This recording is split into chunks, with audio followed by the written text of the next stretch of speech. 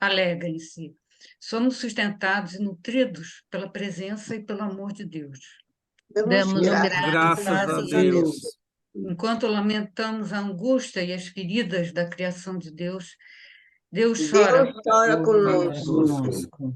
Enquanto enfrentamos o aumento das enchentes, a fome, a perda de nossas casas e de nosso sustento, Deus sofre conosco. Enquanto lutamos por justiça, Deus luta conosco. enquanto denunciamos e desafiamos a justiça climática, Deus nos empodera. Enquanto nos esforçamos para construir comunidades alternativas, fraternas e sustentáveis, Deus trabalha conosco. a oferecermos nossos dons a todos. Deus nos abençoa. Irmãs e irmãos, alegrem-se, sustentados pela presença Do amor de Deus, adoramos a Deus. Amém. Bom, isso aqui é mais ou menos um roteiro do que eu vou falar. Eu vou falar primeiro sobre algumas definições, vou entrar um pouco no histórico do movimento ambiental, para a gente entender o que é, como é que foi feito isso, como é que aconteceu até a atualidade, principais legados do movimento, desafios para o futuro, os ODS, e na segunda parte a gente vai falar um pouco sobre a nossa fé, o desenvolvimento sustentável e a rede ambiental anglicana, e o que a gente está fazendo também aqui no Brasil. Bom, eu vou primeiro falar um pouco das definições. O que é meio ambiente? Na verdade, o meio ambiente é tudo que nos cerca, né? Quando a gente faz avaliação de impacto ambiental, que é uma das atividades mais importantes na profissão, a gente separa meio ambiente em físico, biológico e socioeconômico. Só que a interação dessas partes é que faz o meio ambiente. Então, quando a gente faz esse estudo, a gente tem que primeiro fazer uma síntese, que a gente chama síntese ambiental da área que a gente está estudando. E aí a gente avalia os impactos relativos, né, a essa área que a gente conhece de antemão, né? Então, a gente vê que o meio ambiente é, na verdade, bem mais do que só a natureza, tá? E vamos entender também por que foi um movimento, e é um movimento até hoje, né? Porque foi fruto da conscientização. A gente vai ver isso ao longo da história. O que é desenvolvimento em si, né? Desenvolvimento é uma melhora qualitativa nas condições de vida de uma população. Então, não é crescimento do consumo nem da produção. Desenvolvimento, antes de ter desenvolvimento sustentável, desenvolvimento sempre sofreu grandes críticas por parte de economistas mesmo, né, tipo Celso Furtado e tantos outros, porque não incorporava essa ideia de crescimento econômico, não incorporava nada qualitativo, né, em termos de melhora de vida, em termos de realmente avanço civilizatório até, né? Então, desenvolvimento sustentável, o que ele faz? Ele apropria essa natureza qualitativa do desenvolvimento e o une a uma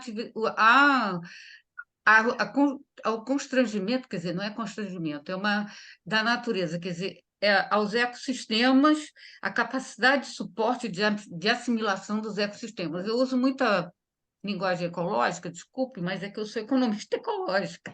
E a gente pensa muito nessa coisa de capacidade de suporte quando a gente lida com o meio ambiente, as atividades que influenciam, impactam o meio ambiente, porque basicamente são ecossistemas que a gente lida. E a gente tem que saber qual é o tamanho que a gente pode funcionar, que as atividades econômicas podem funcionar na Terra sem passar do ponto de capacidade de suporte, né, da resiliência dos ecossistemas, ou seja, que eles possam se regenerar. E nós estamos chegando justamente nesses limites, mas eu vou falar um pouco mais sobre isso.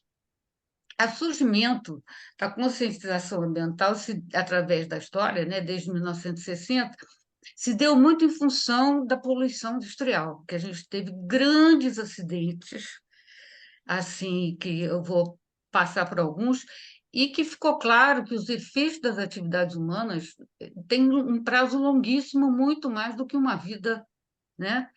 Ou mesmo 2 gerações ou 3. Então, a gente viu que essa conscientização de que a gente está extrapolando, né, o presente para o futuro, foi uma das coisas que levou ao movimento ambiental.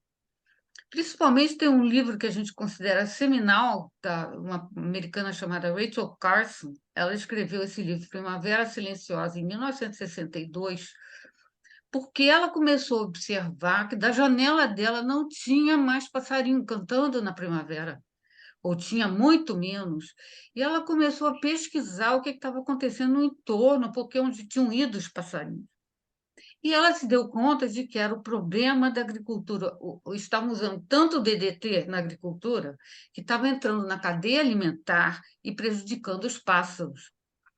E os pássaros estavam morrendo. Então, a gente vê que as atividades humanas, na verdade, elas não se restringem também a uma área, né? Tendo em vista que existe toda uma cadeia alimentar ecológica que, quando você vai ver, está em seres e em espécies que não fazem nem parte daquele lugar.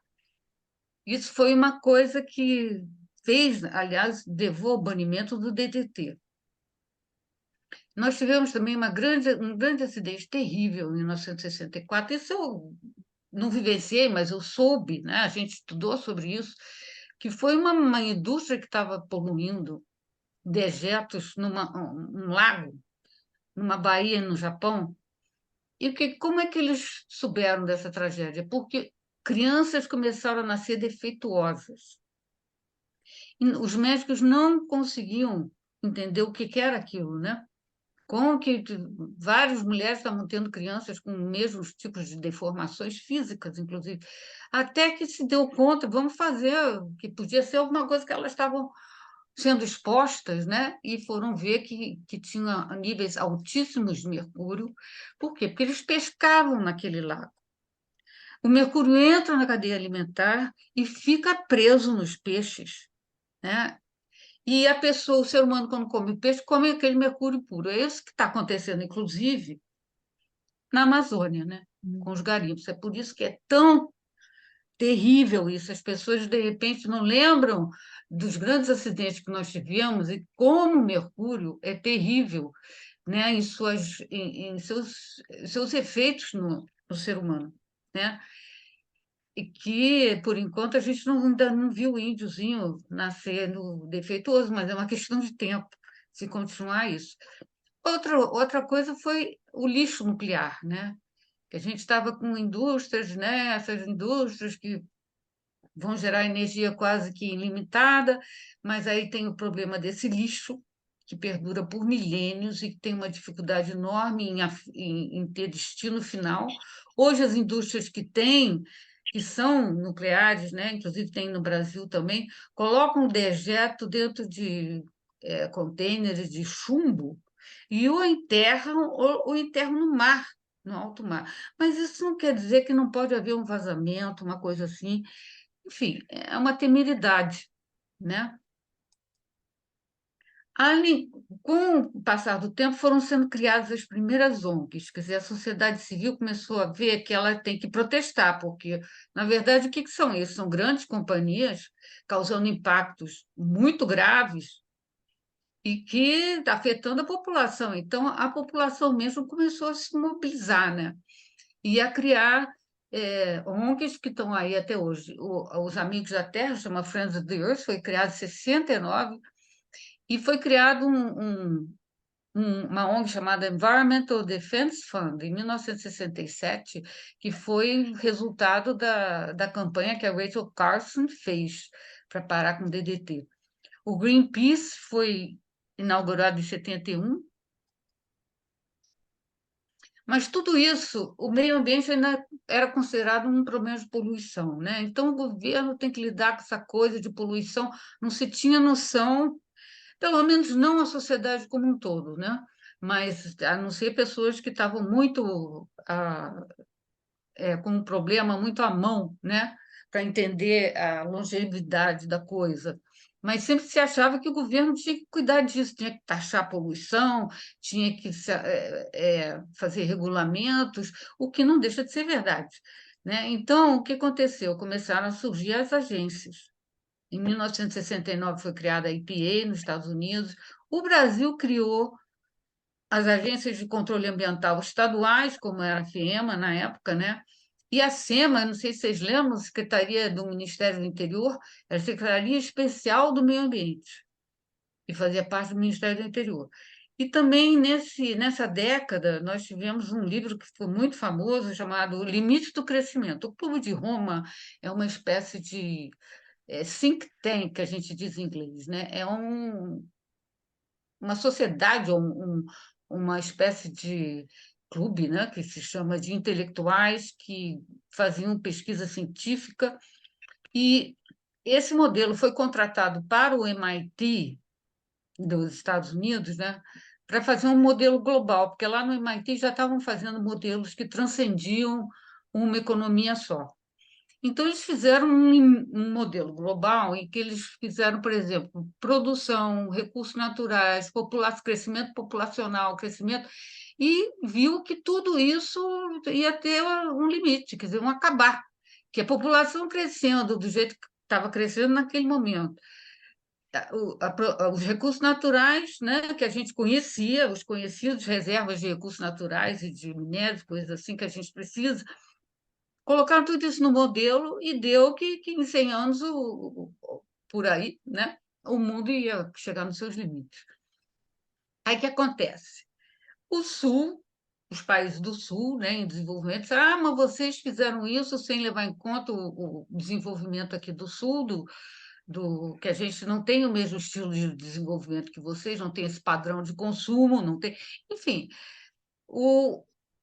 isso foi reconhecido, tá? Tanto é que houve um modelo de Bariloche, ele foi financiado, etc. e tal. Daí foi onde brotou a questão toda de norte e sul com a questão ambiental, que realmente a gente vê de um jeito e o pessoal desenvolvido vê de outro, porque eles já estão num patamar de um nível de poluição que nós não estamos. Tudo isso foi argumentado no modelo de Bariloche. E foi mais ou menos o que acabou também norteando muito a Convenção do Clima, né? Na década de 70 também teve um livro publicado sobre, chama Only One Earth, Uma Única Terra. Quer dizer, estava crescendo essa ideia de que a gente só tem um planeta e que a gente está poluindo demais e desgastando, degradando demais e usando muitos recursos demais e que não, a coisa não vai parar em algum lugar, ou seja, isso não é infindável. Então, a Conferência de Estocolmo, que foi a conferência onde foi criado o Programa da ONU para o Meio Ambiente, foi um marco, inclusive e depois teve a primeira crise do petróleo, que ficou claro que realmente ficar toda uma civilização baseada em um recurso natural, que quando acaba é um caos, porque nada, tudo fecha, nada anda, enfim, essa crise do petróleo foi o exemplo de como a gente não pode viver assim. Então, a crise, desculpe, eu não estou vendo todo o slide, a Conferência de Estocolmo foi muito importante. Ela representou o primeiro grande passo na busca da superação dos problemas ambientais. Antes disso, era comum pensar que os recursos naturais eram inesgotáveis e que a Terra ia suportar toda a ação humana. Já havia uma conscientização, né, com esses limites do crescimento, com tudo isso que estava sendo publicado. Mas foi somente a partir dessa reunião que a temática ambiental passou a integrar a agenda política internacional. Isso é importante, porque antes era todo mundo falando e publicando, e cada um no seu canto. e viram que não, que foi na capital sueca que eles chegaram ao consenso, criaram um Dia Mundial do Meio Ambiente, e também foram estabelecidos os princípios que norteiam até hoje a política ambiental da maioria dos países. E foi quando viram que a questão ambiental é um problema internacional, né? que requer, que requer esse nível de, de reuniões e de entendimento, que não só um país vai resolver, né? É uma questão global, nós estamos no mesmo planeta. Mas continuaram as catástrofes, tá? Não sei se vocês alguém lembra da Three Mile Island, que teve na Pensilvânia, em 1979, simplesmente fundiu o reator da usina nuclear de Three Mile Island. E foi uma dessas desastres que todo mundo dizia que não ia acontecer, porque mas nos Estados Unidos, país desenvolvido, né, não vai acontecer, tem toda a segurança aqui, não sei o que, aconteceu. Então, pessoal, veja bem, é por isso que né, foi crescendo esse movimento. Houve um tanqueiro que despejou uma quantidade imensa, não sei se foi esse, 11 milhões de barris, uma coisa assim. Olha como ficou a natureza. Essa foto não está muito clara, mas são fotos antigas. Desculpe, andei com slide. São fotos antigas que é difícil de ver mesmo. Em Brasil, teve Cubatão. Em 1987, se não me engano, não sei se vocês lembram, mas Cubatão foi um desastre terrível,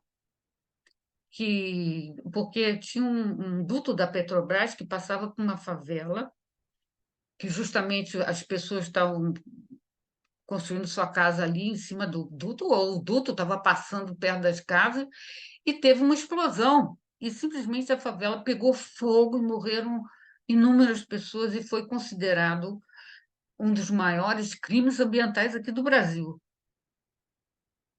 Existiram outros pelo mundo. Bhopal ainda é considerado o maior crime ambiental da história da humanidade. A Union Carbide era uma empresa americana, né, de gás.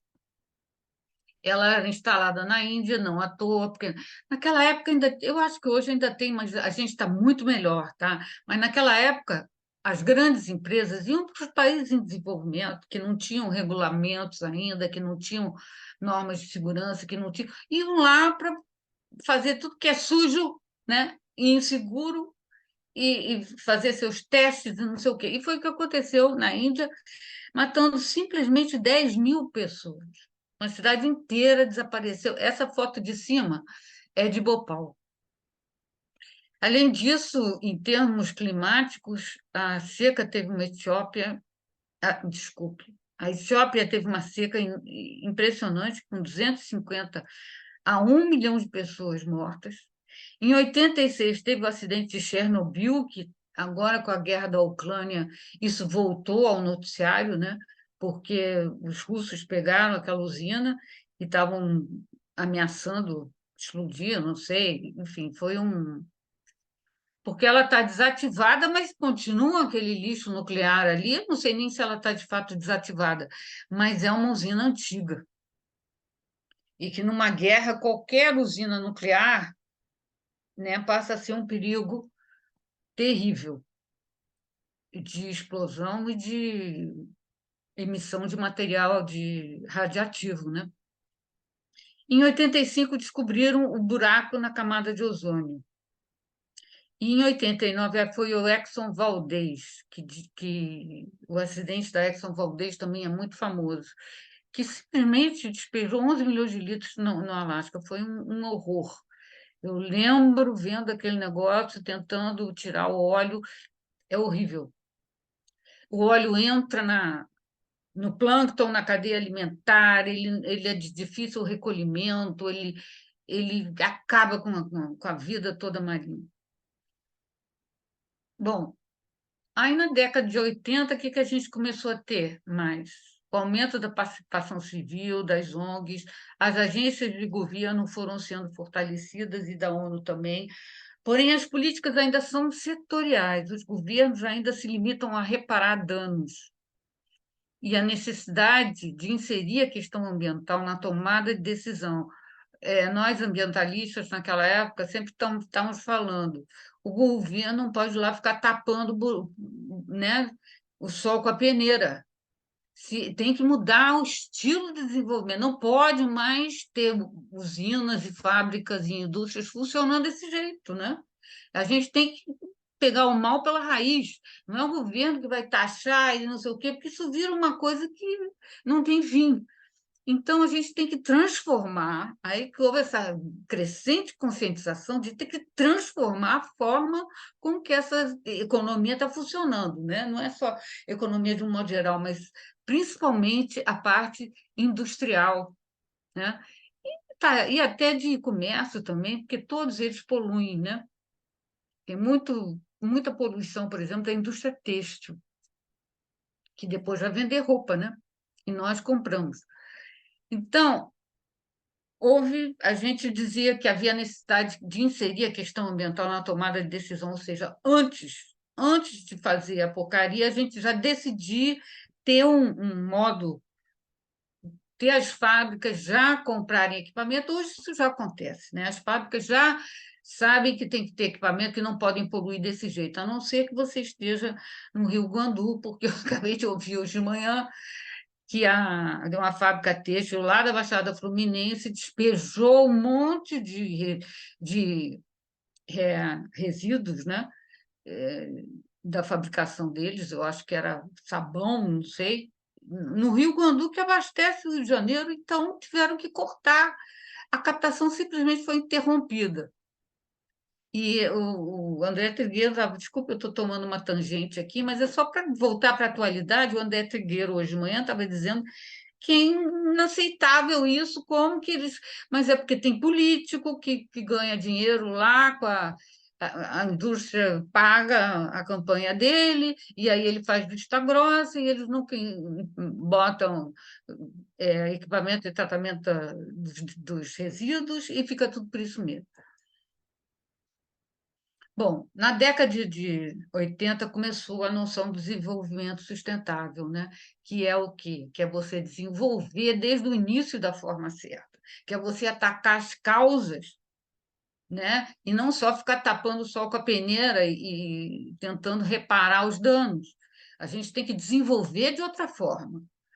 Então, essa foi em 82, por exemplo, em Nairobi, teve a conferência antes da Rio 92, que já estava falando sobre isso.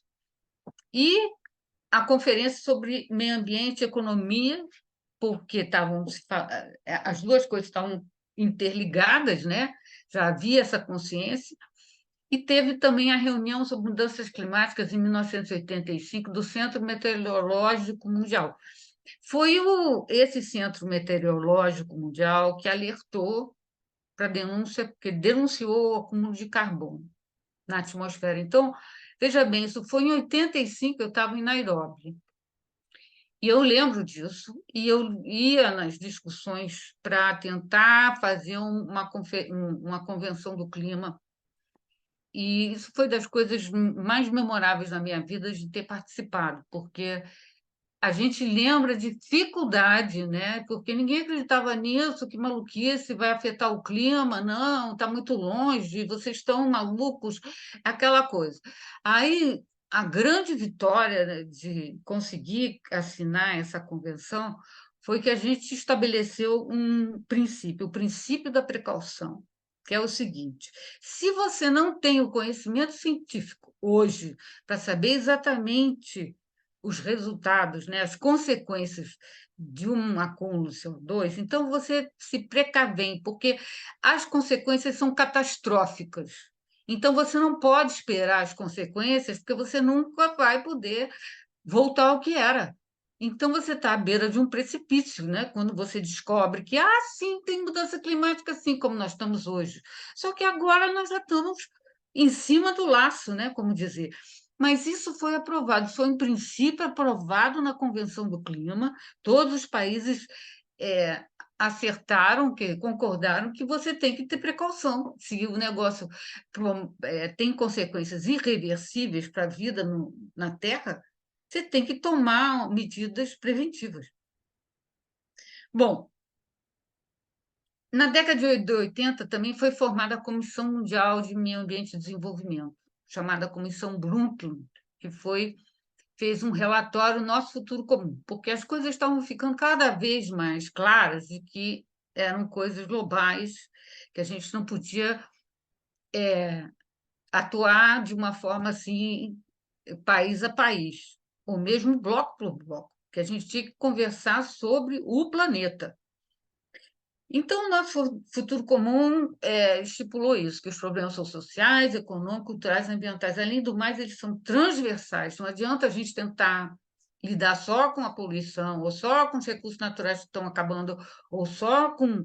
Enfim, está tudo interligado. Atender às necessidades presentes sem comprometer a capacidade das gerações futuras de atender às suas. Isso foi uma definição que a gente chegou naquela época, a duras penas, diga-se, porque era a coisa mais diplomática que a gente podia dizer. E por isso que ficou assim, porque tem esse problema de equidade intergeracional, sem dúvida, mas tem muita coisa presente que está errada, né? Não é só atender às necessidades presentes, é modificar o presente para ter um futuro melhor. Mas, enfim, ficou bem assim, se cunhou assim, e muita gente não gosta disso, realmente é uma coisa que não diz muito, mas é o que pode ser dito. Essas negociações internacionais são muito complicadas, porque cada país tem seu entendimento e fica uma... Eu já tive tantas reuniões dessas que eu digo, meu Deus, são os santos. Às vezes eu acho do diplomata assim, de uma paciência, mas a gente teve, como é que se diz? A gente chegou adiante, né? A gente teve ganhos com isso. Então, isso tudo foi fruto da conscientização da natureza global dos problemas ambientais, que a resolução requer cooperação internacional e uma negociação né, de quem dá o quê, quem abre mão do quê, quem vai ganhar aquilo, é uma negociação. Na década de 80, eu vou falar agora um pouco do Brasil. Nós tivemos assassinato de Chico Mendes, não sei se vocês lembram. A Amazônia ficou o centro da atenção mundial, que não era tanto naquela época, mas o Chico Mendes, a gente sabia que o Chico Mendes estava sendo ameaçado. E eu fiquei passada quando eu vi que ele realmente tinha sido assassinado. Eu digo, meu Deus, a gente teve assim tanto tempo. Eu achei que estavam protegendo o Chico Mendes, não é possível, né? Mas isso a gente vê. E a história se repete, porque novamente agora foram assassinados o Bruno e o Dom. Eu fico pensando que a gente precisa ensinar isso nas escolas para a história não se repetir. Assim como a gente ensina sobre o Holocausto, sobre todas as coisas que aconteceram, para tentar, sobre a ditadura, que a gente devia ensinar mais, para que a ditadura não volte, é a mesma coisa, né, nessas questões ambientais. Bom, no Brasil houve a criação do CONAMA, que era uma instância ligada à presidência com a participação da sociedade. Foi tudo muito assim inovador, bonito. Eu acho que foi muito fruto da Rio 92 ter acontecido aqui, que houve uma conscientização grande. E o CONAMA ainda né? O Bolsonaro tentou acabar com metade tirou a participação da sociedade civil no CONAMA, né? Agora o Lula voltou, trouxe de volta, porque é uma instância muito interessante, onde se discutem realmente os regulamentos, o que vai, enfim, né? As leis relativas ao meio ambiente não só são leis, existem regulamentações, né? As, as, as resoluções do CONAMA, elas têm peso de lei, mas não são leis, tá? Mas essas resoluções são negociadas, são discutidas, é muito interessante tudo isso. A participação, é onde começa a transparência, né? O bom de meio ambiente é que traz tanta outra coisa boa para a sociedade, traz a transparência, por exemplo. O CISNAMA foi criado, que é a Articulação dos Estados e Municípios, é o Sistema Nacional do Meio Ambiente. Ainda a gente tinha um caráter meio conservacionista, porque não estava questionando o modelo de desenvolvimento. E ainda estava se responsabilizando o Estado, mas o Estado estava fazendo a sua parte. A gente viu que o Estado progrediu. Bom, a Conferência da ONU sobre Meio Ambiente e Desenvolvimento no Rio foi um marco, né? Foi onde se aceitou realmente o conceito de desenvolvimento sustentável, concebido na interação entre os pilares social, econômico e ambiental, onde as agências de governo já estavam a nível ministerial. O Ministério do Meio Ambiente foi criado, acho que logo depois. Nós tivemos acordos globais do tamanho da Agenda 21, quer dizer, hoje a gente tem a agenda das ODS, né? Mas a precursora das ODS foi a Agenda 21, que foi uma agenda muito bonita, que também tinha todas as partes da sociedade, como que a gente vai atingir um desenvolvimento mais equitativo, né? Mais sustentável e solidário. Outro marco foi a Conferência Mundial sobre a Mulher, porque estava se cada vez mais solidificando o entendimento de nós ambientalistas de que a mulher tem um papel fundamental, tá? Na comunidade, na criação dos filhos, na forma com que ela vê o mundo, né? Na sustentabilidade, né, do meio ambiente. Por exemplo, as africanas, eu morei no Quênia, as africanas são impressionantes, são elas que mantêm a família, elas que fazem agricultura, elas vão no campo com criança nas costas para ter alimento para a família, elas vão pegar água. Bom, não é só isso, é que elas têm uma visão diferente dos homens, né? E que a gente dando mais poder às mulheres, mais né, menos discriminação, que a sociedade vai melhorar. Isso foi um marco, né, que veio todo o movimento ambiental, foi trazendo essas coisas. Foram assinadas as 3 convenções mais importantes para o futuro do planeta e até da atualidade.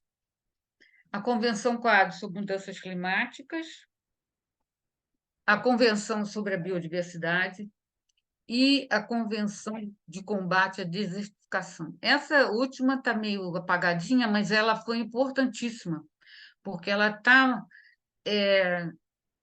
digamos assim, é outra moeda da Convenção do Clima. Na África, até hoje, nós temos grandes problemas de desertificação, e que está ficando pior, né, com as mudanças climáticas. Mas já estava acontecendo naquela época, porque o clima lá é desértico mesmo, e com o quadro de subsistência que tem a África, que as pessoas têm que realmente sair para pegar coisa para comer, não tem, né? A pobreza é extrema. Então, elas vão cortando árvores para lenha, vão pegando não sei o quê, e aquilo estava criando uma desertificação, por incrível que pareça, mas é um trabalho de formiguinha. Num clima que já é desértico, isso é considerado um grande problema, e tanto é que virou uma convenção. A Declaração do Rio tinha um princípio, primeiro, que a gente sempre faz questão de lembrar: os seres humanos estão no centro das preocupações do desenvolvimento sustentável, eles têm direito a uma vida saudável e produtiva em harmonia com a natureza. Foi logo depois também que surgiu a Carta da Terra, que é uma iniciativa muito bonita. Quando vocês puderem, olha esse logo que está aí e leiam sobre a Carta da Terra. Ela está aqui no Brasil. Eu faço parte também pela IAB, da TEA da Carta da Terra Brasil, que a gente discute, enfim, todas iniciativas de tudo quanto é lugar da sociedade civil, com os valores fundamentais e princípios éticos para a construção de uma sociedade justa, sustentável e pacífica. O interessante da Carta da Terra é que ela é totalmente da iniciativa privada. O Maurice Strong foi que começou a Carta da Terra. O Maurice Strong foi o primeiro diretor executivo do PNUMA, né? Ele saiu de Estocolmo e criou o Plinuma, ele foi lá, ele foi o primeiro. Ele era um empresário canadense, mas um empresário canadense de muita visão e de muita humanidade. Não sei nem se ele ainda está vivo. Mas ele e a esposa dele, com quem eu conheci os dois, e a esposa dele também era uma mulher muito ativa, muito atuante, muito consciente, e eles criaram essa Carta da Terra e juntaram uns exponentes, né, da iniciativa privada mesmo, pessoas que compartilhavam esses valores e que até hoje a Carta da Terra existe, é bom vocês verem lá, eles financiam pesquisas para sustentabilidade, eles fazem, é, eu acho que eles fazem cursos também, vale a pena olhar lá, porque continua a ser uma coisa muito boa. Agenda 21, eu achei interessante falar um pouco da Agenda 21, mesmo porque a gente vai falar das agendas subsequentes. A agenda de planejamento foi um instrumento de planejamento. Lembra que a gente estava falando que tinha que botar no planejamento, meio ambiente tinha que entrar no planejamento do governo e não tapar a peneira, o sol com a peneira depois que a coisa já está feita. Então, para a construção de sociedades sustentáveis em diferentes bases geográficas, que concilia métodos de proteção ambiental, justiça social e eficiência econômica. Para acompanhar a implementação, a ONU criou a Comissão de Desenvolvimento Sustentável, que foi responsável pelo acompanhamento dos projetos associados à Declaração do Rio sobre Meio Ambiente e Desenvolvimento, que estabeleceu 27 princípios legais não vinculantes sobre proteção ambiental e desenvolvimento sustentável. Olha, os produtos, as convenções, as resoluções que saíram da Rio 92 são muito bonitas. Se vocês têm interesse, vale a pena ir lá e olhar e ler, porque é uma coisa que move a gente. E porque é o que a gente quer para o futuro da humanidade. Houve uma declaração na Rio 92 sobre as florestas. Hoje a gente está dando tanta importância às florestas e já devia ter dado. Você vê que desde aquela época que teve essa declaração sobre florestas, a gente sabe que as florestas, a importância que elas têm, né? E aí eu tinha muita discussão, eu ouvia essas discussões, o Estado, não, essas florestas são minhas, o Brasil então ficava nervoso com esse negócio de não, vamos dizer que a Amazônia é internacional, não é, a Amazônia é dos países, é do Brasil, então tiveram que botar isso. Garante aos Estados o direito soberano de aproveitar suas florestas de modo sustentável, de acordo com suas necessidades de desenvolvimento. Mas eles criaram um fórum para promover o gerenciamento, a conservação, o desenvolvimento sustentável das florestas e fortalecer compromissos políticos de longo prazo para esse fim. Ou seja, tinha um mecanismo nesse Fórum sobre Florestas de criar uma coisa internacional, né? Um fórum em que as pessoas falassem sobre as suas florestas e para promover a conservação. Quer dizer, essa conscientização vem desde lá, tá, gente? Então, o que que houve depois da década da Rio 92, né? A década toda de 90? É que a iniciativa privada começou a se conscientizar cada vez mais, muito também por causa do trabalho do Maurice Strong, e criou-se esse Business Council on Sustainable Development. Tem um braço aqui no Brasil já, chama Conselho Empresarial para o Desenvolvimento Sustentável. E eles fazem um bom trabalho, porque eles fazem as indústrias, eles incentivam as indústrias a terem, como é que, por exemplo, a se certificarem na ISO 14000, que é de meio ambiente, a terem processos transparentes, a usarem, reciclar, a darem destino final sustentável, né? Destino final que não vai impactar o meio ambiente com os seus resíduos, enfim, as indústrias que fazem parte desse conselho empresarial, elas se comprometem a agir de uma forma, ou seja, responsabilidade social. Isso é uma coisa que foi crescendo e hoje está já bastante difundida. E, de novo, o Fórum Global da Sociedade Civil, a primeira vez que teve esse Fórum Global foi na Rio 92. E eu fui nesse Fórum Global e fiquei pasma e maravilhada, porque estava ali todo mundo, né, desde comunidades indígenas até ONGs de conservação, né, WWF, essas aí que são mais assim tradicionais, até mais, enfim, a gente viu a flora e a fauna da sociedade, que é uma coisa muito bonita, né? Atuando para um mundo melhor, mais sustentável. E aí já tinha solidificado nessa época que o governo não é o único responsável, mas tem que inserir o meio ambiente no planejamento. E a sociedade civil, sabendo da importância que o governo não pode fazer tudo, a sociedade tem que participar. E a iniciativa privada também. Agora, os problemas da Rio 92, depois e até hoje, eu acho que eles perduram. A negação da gravidade dos problemas e a crença de que as soluções serão fáceis. Além disso, não reconhecendo que o crescimento convencional não pode continuar indefinidamente, que existem limites ambientais, população, recursos naturais, energia, etc., né? A água potável, mudança climática e a impossibilidade de extrapolar o padrão de vida americano para o resto do planeta. O que a gente sentiu na pós-92, na Rio, pós-Rio 92, é de que teve todo aquele momento, né, de acertar as coisas, entusiasmo para ter um desenvolvimento diferente, para seguir um caminho, né, de igualdade. E aí a gente viu que houve acho que isso, de certa forma, é natural, né, depois de uma conferência dessas, mas esses problemas que a gente vê aqui continuam até hoje. Tem gente que acha que é, os problemas vão embora, que o clima é uma questão de, né, que vocês estão exagerando, enfim, isso existe. Além disso, a incapacidade de controlar os avanços tecnológicos. Primeiro, por exemplo, os transgênicos, né, que a gente não sabe os impactos dos transgênicos, eles estão aí difundidos e a gente ainda não tem estudos realmente sobre os impactos deles em termos de biodiversidade, tá? É importante esclarecer. Porque, como eles são geneticamente modificados, a gente não sabe, à medida que eles foram sendo difundidos, se eles vão realmente alterar a biodiversidade.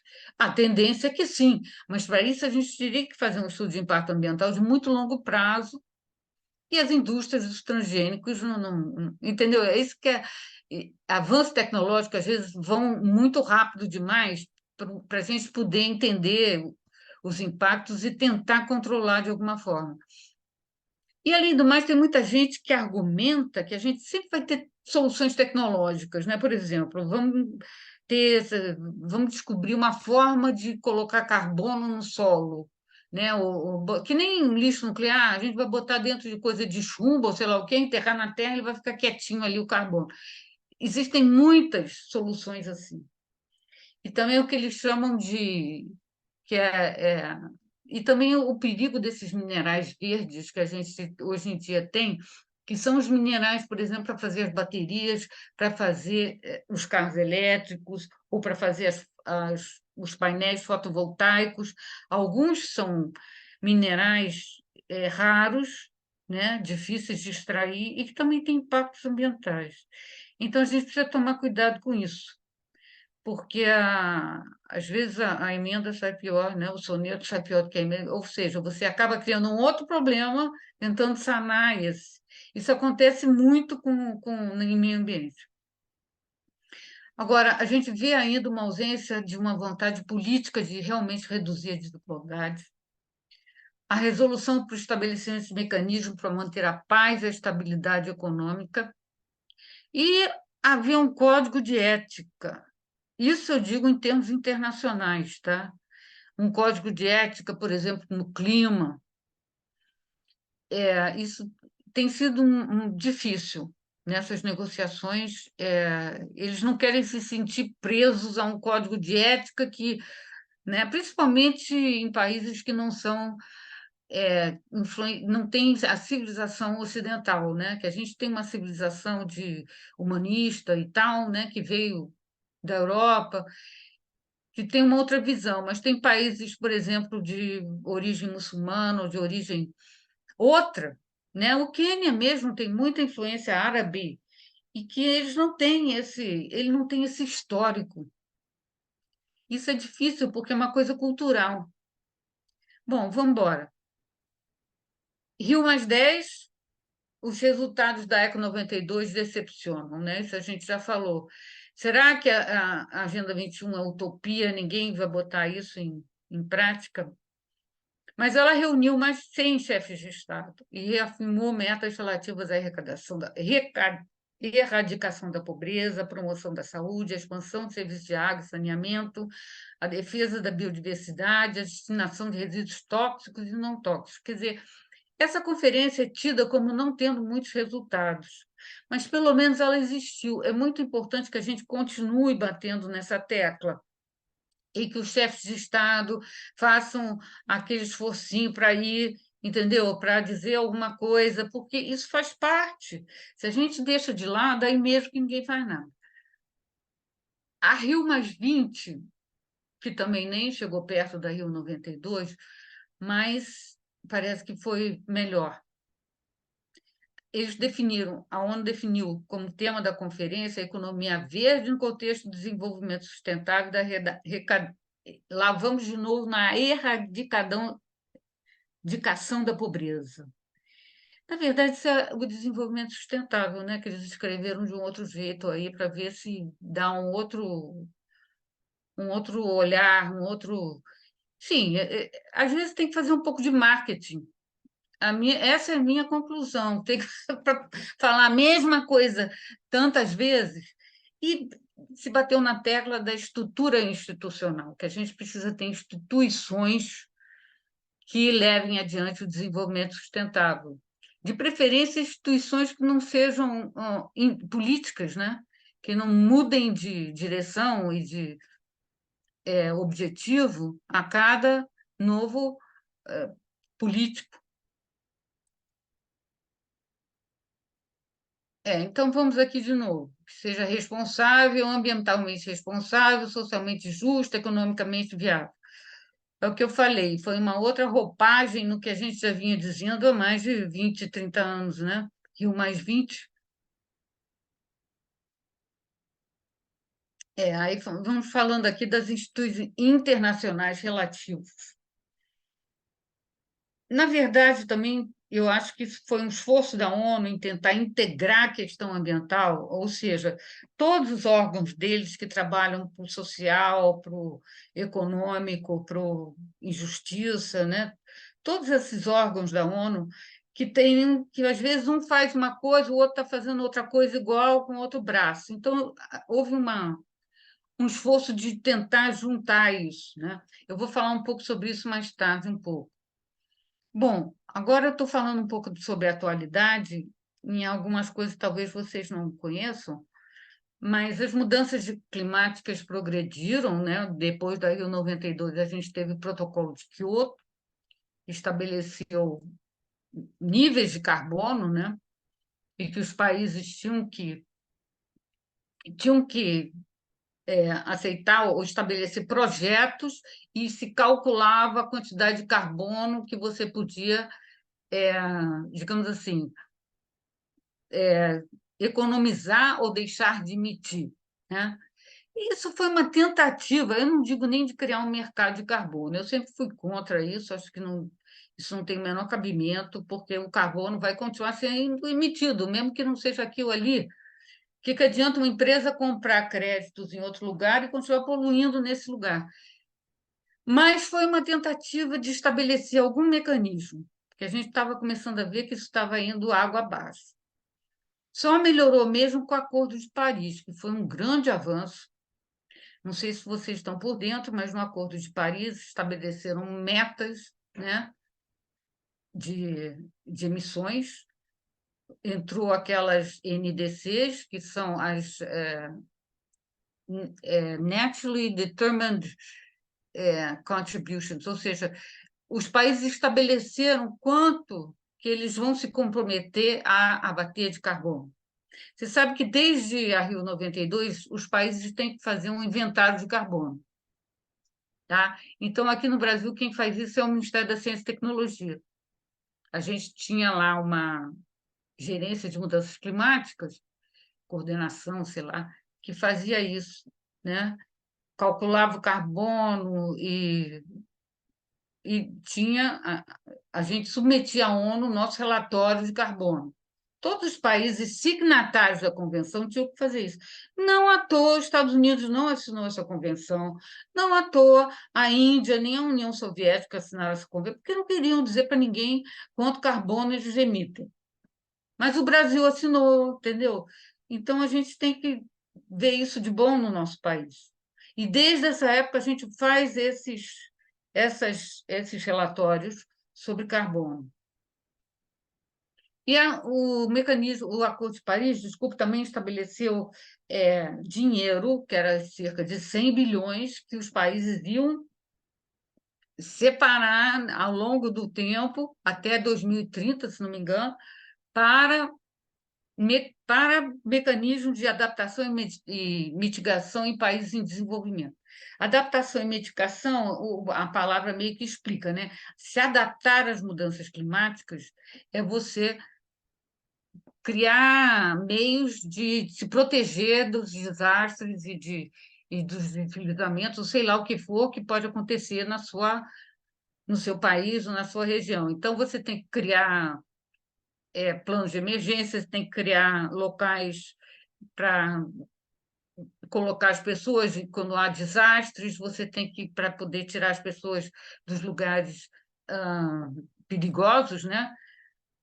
Para não ter avalanche, coisa assim, você tem que remover as pessoas. Para isso, os países precisam de dinheiro, e os países do Sul, que nunca foram responsáveis pelas emissões de carbono, precisam de dinheiro para se precaver, para criar meios de atender a população, e com muitas, por isso que se fala em justiça climática, tá? Porque a convenção estabeleceu um princípio chamado responsabilidades comuns, porém diferenciadas, ou seja, todo mundo tem responsabilidade quanto à mudança do clima, quanto a não emitir carbono, etc. Mas os países desenvolvidos que poluíram a atmosfera e causaram efeito estufa têm muito mais responsabilidade do que esse. Por exemplo, são diferenciadas. Isso foi acordado em 92, certo? Isso é um pilar da Convenção do Clima, mas é uma dificuldade tirar dinheiro do pessoal, a verdade é essa. Né? Está acontecendo, acontece muito também através de bancos de desenvolvimento, como o BID, como o Banco Mundial, como outros bancos de desenvolvimento, né? Que eles sim têm dinheiro para projetos, eles preferem dar dinheiro para esses bancos para eles financiarem projetos que realmente ajudam a adaptação e mitigação. Eu, por exemplo, lá no Ministério, eu tinha um projeto desses que era muito bonito e que era financiado pelo GEF, que é o Global Environment Facility, que é a facilidade global de meio ambiente, quer dizer, facilidade em termos de como se fosse um fundo, mas não é considerado um fundo, tá? Mas eles têm dinheiro para distribuir. Não, eles têm dinheiro, tá? Que os países contribuem para poder distribuir aos países, mas para isso você tem que ter um projeto, montar um projeto e pedir o dinheiro, e é muito longo esse processo, mas eles têm gente lá para te ajudar. Eu passei por esse. Eu tinha um projeto lá, maravilhoso, inclusive, e que eu passei por tudo isso até ser aprovado pelo GEF. Olha, mais de 31 milhões de dólares só para o meu projeto. A gente conseguiu no GEF. Quer dizer, isso funciona. O mecanismo de RED é redução das emissões de degradação, de desmatamento e degradação. Então, o que é isso? É voltado especificamente para as florestas. E você tem que ter, também através de projetos, você pode pleitear dinheiro, que tem que regenerar ou evitar desmatamento. E esse maisinho aí do RED, é porque você tem que ter adicionalidade. Aliás, os projetos do Protocolo de Kyoto também tinham que ter adicionalidade. Adicionalidade é assim: não basta você reduzir as emissões, a degradação e o desmatamento. Isso tem que levar à melhoria de alguém aí, né? Você tem que ter adicionalidade. Quando você fizer isso, tem uma população que vai ser beneficiada, ou você vai poder melhorar ah, a, a moradia das pessoas, ou você vai poder melhorar áreas que estão. Outras áreas que não sejam, entendeu? Você não pode ter só desmatamento evitado e degradação evitada, você tem que ter alguma coisa positiva, por isso que tem um maisinho ali.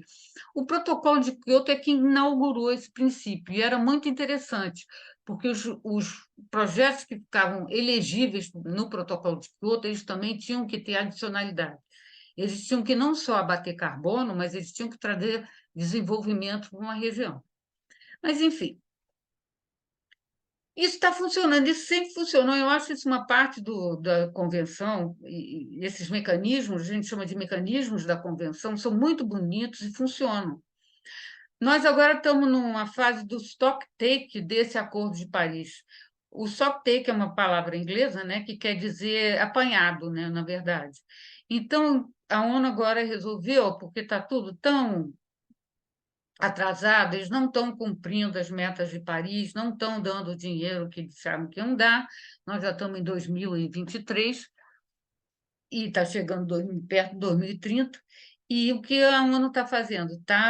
Eles estão estudando todos os países e quanto de carbono, quão longe eles estão das metas que eles se comprometeram, né? Lembra que eu falei das NDCs? São as metas que cada país se comprometeu de acordo com o Acordo de Paris. Então, eles estão vendo que países chegaram perto da meta e quais estão mais para baixo, né? Mais longe, mais. Enfim, então, isso vai ser discutido, eu espero, né? Nessa próxima COP, não sei se vai dar, mas esse processo é muito importante. Entender quem está ficando para trás e deixando o mundo. Porque, na verdade, se um país fica para trás, o outro pega, né? É mais carbono que tem na atmosfera para prejudicar outra pessoa. É um problema coletivo, né? O papel da biodiversidade, da degradação do solo também tomou uma frente nessas negociações maior do que teve inicialmente com a Convenção do Rio, tinha um papel muito grande. Depois ficou meio assim esquecida com o negócio do clima, e agora está voltando. Primeiro que a gente vê que a biodiversidade, primeiro que está ligada, está tudo ligado no meio ambiente, né? Mas a biodiversidade, particularmente com a degradação e com o desmatamento. Né? Você perde biodiversidade. E já sabem, agora eu já li papéis científicos que dizem que a biodiversidade está relacionada à quantidade de carbono. Ou seja, quanto mais biomassa você tem em uma floresta, a chance é de que você vai ter mais diversidade biológica. Isso são estudos recentes que acham que existe essa correlação. E a degradação do solo, que realmente prejudica muito, porque tem muito carbono no solo. Tá? Nem todo mundo sabe disso. Aliás, eu recomendo que vocês vejam um filme chamado Solo Fértil. Passa na Netflix, com esse nome mesmo, e é sobre essa questão toda do solo e da degradação e como que ela emite. É muito bonito o filme, recomendo. Eu não quero entrar aqui em muita questão técnica, né, sobre a degradação do solo, mas ela é um problema-chave porque ela tem muito carbono. E é muito difícil de mensurar o carbono subsolo, né? Dentro do solo. Você tem que fazer várias profundidades e tirar várias amostras até poder chegar numa ideia, assim, num resultado científico, né? Que realmente seja científico. Além do mais, há uma ênfase agora na importância de gerar benefícios ambientais globais, ou seja, qualquer cenário de desenvolvimento, qualquer projeto, é importante que a gente gere esses benefícios ambientais globais, o que, na verdade, é aquela coisa que eu falei antes também, é uma forma de dizer a mesma coisa. Quer dizer, benefícios ambientais globais são o quê? Clima, biodiversidade, conservação do solo e das florestas, enfim. Só que a gente resolveu, a ONU, pelo menos, está resolvendo colocar dessa forma, porque é mais fácil engloba tudo de uma vez, né? Então, você não precisa ficar repetindo cada parte que você tem que gerar benefícios. É tudo jab pronto, né? Aqui fala bag, mas em português e inglês é jab. Bom, então vamos lá. Atualidade. Eu acho que eu já estou falando muito, né? Que horas são? 15 para 9. O que meio ambiente trouxe? Ética e equidade na vida cotidiana. Não basta a gente falar em ética e equidade lá numa nuvem, né? Tem que ser no dia a dia. E o problema é da sociedade, só terá solução com a participação a nível dos indivíduos, quer dizer, indivíduos, comunidades, daí vai aumentando em círculos concêntricos, né? Chega no país, no estado, no país e até o global. A consolidação dos movimentos comunitários e do papel da mulher, a conscientização da iniciativa privada e a importância do papel das ONGs e das igrejas, né? Eu aí abro um parênteses, porque hoje, na atualidade, existe uma crescente de nós ambientalistas, tá? Eu me considero as duas coisas, eu sou cristã e sou ambientalista, mas eu posso dizer que os ambientalistas estão muito mais conscientes da importância do papel das igrejas, que a gente tem meio que esquecido. Quer dizer, existe uma iniciativa na ONU, Meio Ambiente, na UNEP, que eu chamo, chamada Fé para a Terra, Faith for Earth. Essa iniciativa já tem há muitos anos, mas não chegou muito a mobilizar. Agora está mobilizando mais as igrejas e tem bastante gente já nessa iniciativa. Bom, principais legados. Desenvolvimento sustentável com uma questão social e humana é uma responsabilidade dupla. As desigualdades sociais são sua causa e consequência. Nível nacional e global, o mundo visto como pertencente a todos, né? É um só planeta. O papel da mulher, como eu já disse, população, comunidade, engajamento da comunidade científica. Redistribuição de renda, diminuir a desigualdade, o social gap que a gente diz entre os países, porque a minoria dos 20% mais ricos tem que mudar o estilo de vida, as elites, né? Que são as que mais gastam e consomem de forma, eu diria, perdulária, né? Manter, porque nós precisamos manter o capital natural. Essa é uma expressão da economia do meio ambiente nos níveis atuais. Como é que a gente faz isso? Mantendo a taxa de reposição, né? E aí é um conceito ecológico. Mas como? Isso é que a gente estuda, né, nessa área que eu trabalho. Crescimento qualitativo, desenvolvimento não é crescimento do consumo. Então, é isso. A gente tem que pensar em termos de sistemas e estar atento e compreender as interconexões entre economia, sociedade e meio ambiente, degradação e conservação ambiental, desigualdade social e justiça. Equidade e justiça, os pobres, os países mais afetados pelas mudanças climáticas e as gerações futuras. Além do mais, a gente precisa sempre ter uma visão de longo prazo. E aí eu lembro do princípio da precaução, que é aquele princípio que diz que se você não sabe o que vai acontecer no futuro, mas o que pode acontecer é catastrófico, então você tem a obrigação de fazer alguma coisa no presente. Agora, eu ia falar um pouco sobre os objetivos do desenvolvimento do milênio, mas eu estou achando que eu já estou falando muito, que talvez fosse melhor fazer uma pausa e vocês abrir para perguntas se alguém tem ou quer um esclarecimento. Hein, reverenda? Reverenda Lúcia? Sim, ok. Eu acho que sim. Abrir para as perguntas, aí você, se você quiser descompartilhar sua tela e deixar o pessoal perguntar, Tá, pelo menos uns 20 peraí. minutos, aí depois você retorna. É porque fica muito cansativa a minha voz o tempo todo, né? Como é que Não, descompartilha isso? vai em cima e diz lá descompartilhar tela. Não estou achando. Ah, está aqui. Pronto.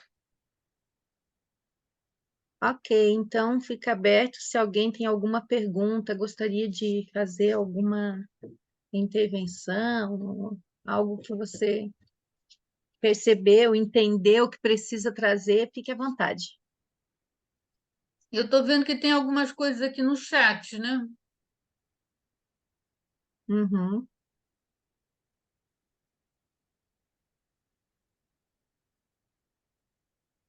O Orildo está com a mão levantada.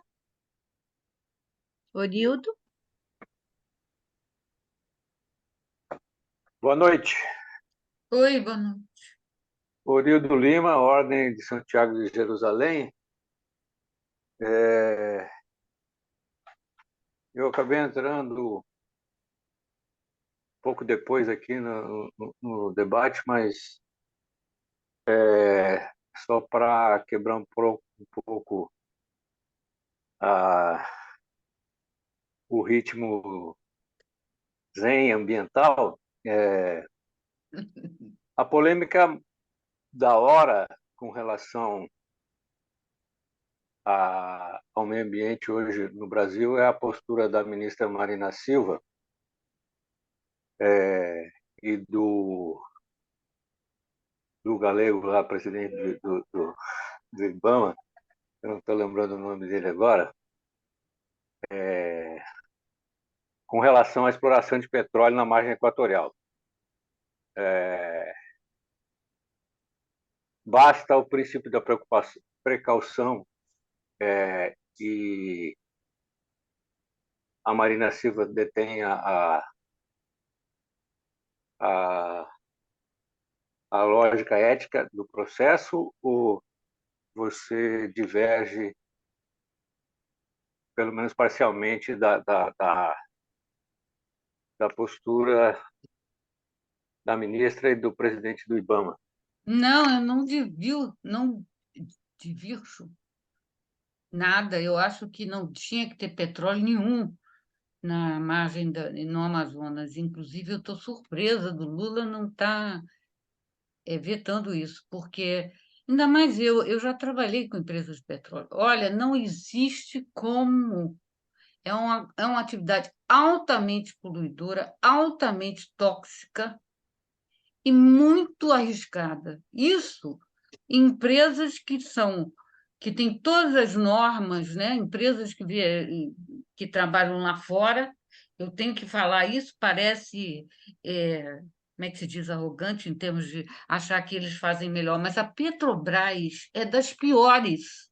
A Petrobras fez tanta porcaria por esse Brasil afora, eu vi no Rio Grande do Norte, cheio de poços que eles não fecharam direito, saindo petróleo ainda na areia da praia. Enfim, a Petrobras não tem o menor incentivo. Agora, com a concorrência, até ela melhorou um pouquinho com a concorrência que veio de fora, né, quando abriu o mercado. Mas mesmo assim, e o que mais?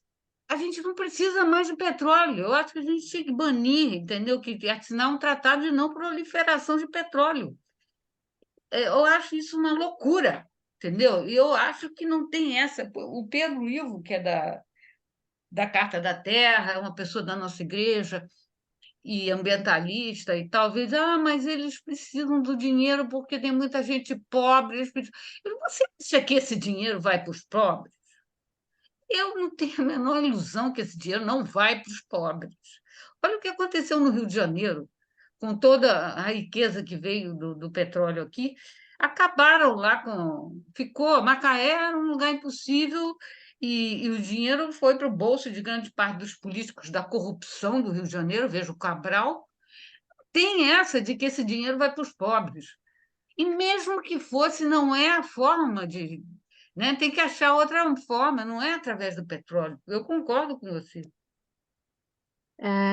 Nós vamos para agora a Maria Luísa. Nós podíamos fazer umas duas, era 3 pessoas, vamos estar mais umas Eu quero 2 uma pessoas. réplica, se for A gente possível. precisa deixar outras pessoas falarem, porque aqui o tempo é curto, então é uma pergunta para cada pessoa, para que a gente possa avançar, né?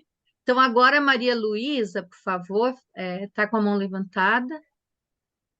Aí depois, se der tempo mais adiante, aí o senhor volta, tá bem? Tá bom.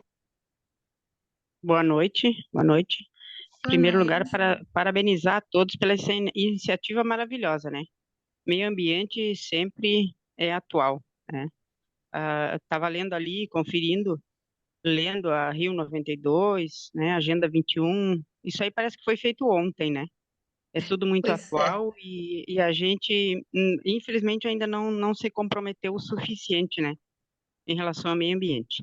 Bom, então, a minha pergunta seria: existe um projeto para participar nessa iniciativa FEDA pela Terra?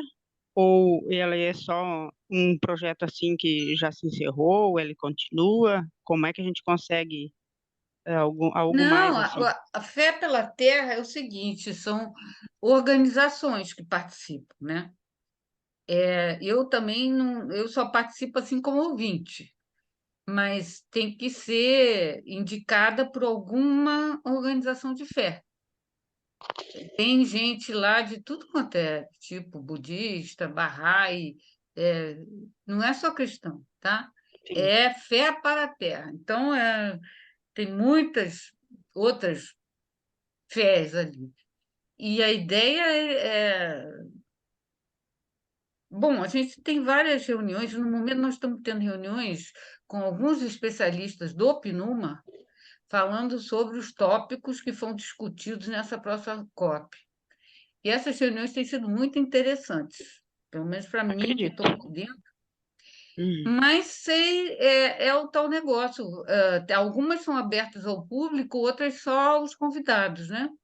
Como claro. eu faço parte da ASEM, da Comunhão, da Rede Ambiental Anglicana, represento aqui a IAB, eu participo, mas teria que ver. Mas olha, quando tiver alguma coisa, hoje teve uma que era aberta ao público. Ah, viu? Hum, tá bom, tá bem. Ah, se der para em algumas oportunidades passar o link para a gente, eu lhe Eu agradeço. passo, eu dou para alguém aí para repassar. Não tenho, né, o e-mail de todos vocês, mas eu Sim, coloco, disponibilizo. tá ótimo, tá bom. Obrigada, boa noite. Ok. Obrigada, Maria Luísa. Mais alguém?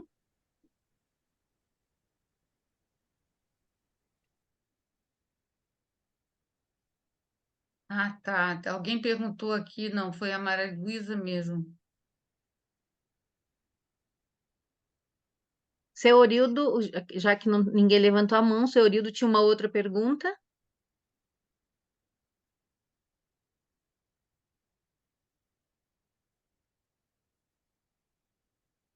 Porque eu no computador eu não está com problema no iniciar o vídeo. Vocês estão me ouvindo? Eu vou tentar Estamos ouvindo, voltar seu aqui. Eurildo. Estamos Vou ouvindo. tentar voltar aqui no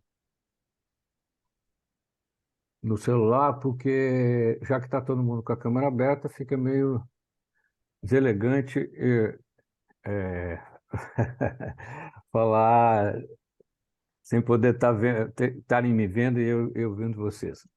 Bom, eu além de anglicano de berço, é, sou geólogo e funcionário da Petrobras há 30 anos. É, e aí eu acho importante primeiro eu tenho que parabenizar o CE por trazer a Elizabeth para falar para todos nós aqui. É importante que a gente abra o diálogo na igreja sobre as questões da sociedade e essas questões ambientais realmente estão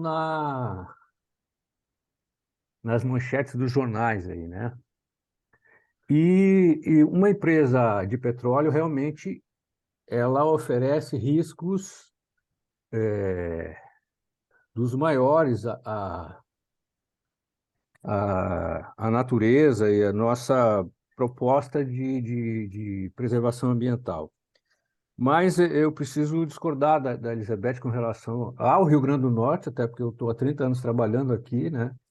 Um gaúcho perdido no Rio Grande do Norte. Nós trabalhamos com a Petrobras, tem excelência ambiental. As atividades da Petrobras na província do Urucu, no meio da Amazônia, são referência internacional com relação à preservação do meio ambiente. Não quer dizer que não se tenha algumas coisas, mas não há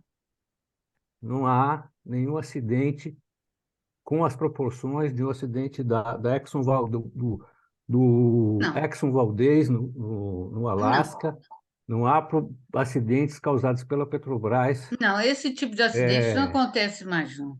não, não, Graças a Deus, acontece. pelo Teve um menos, vazamento da Exxon no Golfo do México que foi difícil de teve. conter. Então, a Petrobras é uma empresa genuinamente nacional que chegou ao pré-sal com competência de engenheiros, geólogos, geofísicos, operadores, profissionais brasileiros, também com apoio de técnicos e tecnologias internacionais, claro. E teve o caso do roubo dos dados lá da Halliburton, então toda uma série de coisas.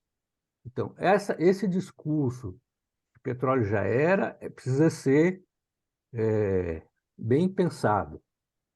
O carvão saiu da matriz energética mundial na Segunda Guerra Mundial, mas a Inglaterra continua produzindo carvão, a Alemanha continua produzindo carvão, a China e os Estados Unidos continuam produzindo carvão. Isso tem consequências para as emissões atmosféricas e a economia de carbono. Mas E muito eles não menos, né? assumem isso. Então, a Petrobras, tem projetos, o pré-sal está cheio de CO2 nas jazidas, e a Petrobras reinjeta esse CO2 e tem excelentes índices de controle de carbono, índices internacionais. Então, não temos que reconhecer a excelência da Petrobras. Esse poço da Foz do Amazonas está a 500 quilômetros da foz do Rio Amazonas, Olha, me e a desculpe, eu Petrobras vou. tem condições de Seu atuar lá com Orildo, excelência, seu Orildo, o senhor entendeu? tem uma pergunta a fazer, porque Não, não tenho uma pergunta a a fazer, gente é só fazer a precisa, a é gente só fazer a precisa, réplica. Desculpem se eu me precisa excedi, seguir, só não né? aceito que pessoas digam que a Petrobras não tem condições. Então, vocês têm que olhar, não podemos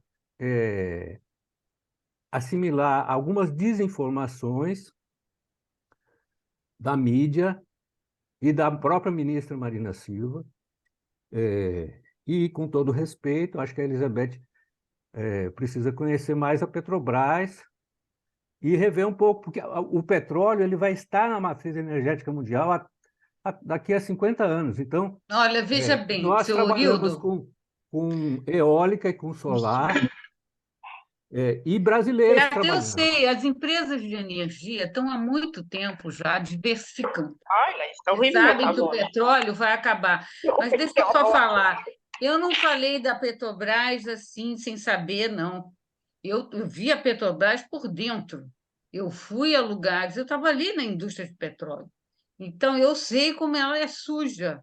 E eu, inclusive, trabalhava como gerente de meio ambiente numa empresa estrangeira, canadense, que tinha, assim, uns padrões altíssimos, porque o Canadá é um país extremamente exigente, e não era nada perto da Petrobras. A Petrobras não chegava nem aos pés dessa empresa que eu trabalhava. Então, isso é uma verdade. Não estou desfazendo da Petrobras, eu acho que a Petrobras teve seu tempo lá com o pré-sal, com a tecnologia, mas a gente tem que sair disso. A gente tem que partir para um outro tipo de energia. E vai ter que defasar. Não é para agora começar a explorar poço, ainda mais na foz do Amazonas.